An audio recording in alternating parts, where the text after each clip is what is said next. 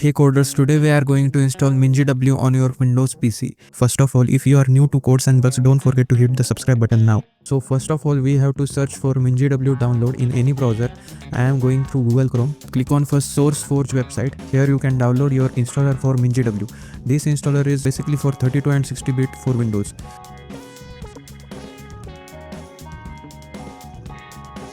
After downloading, you have to open it.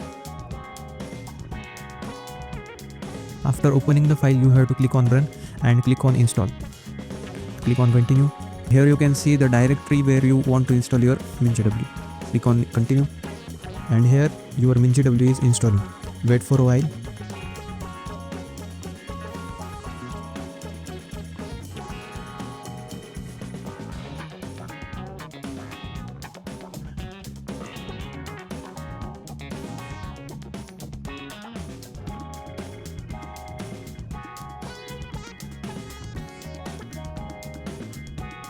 So after installing, click on continue and here you can see the packages.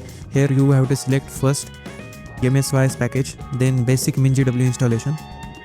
Then you have to click on GNU C++ compiler and GNU Objective-C compiler. Other two is your choice, you can install it or you can remain it non-ticked.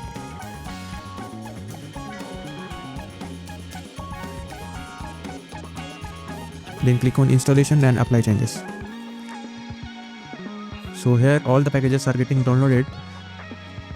Wait for a while, this will depend upon your internet speed.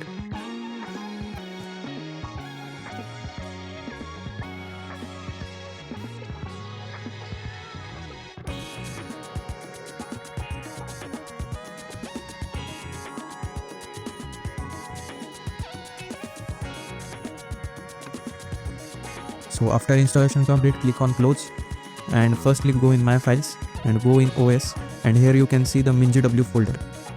Click on that, go to bin and copy the path.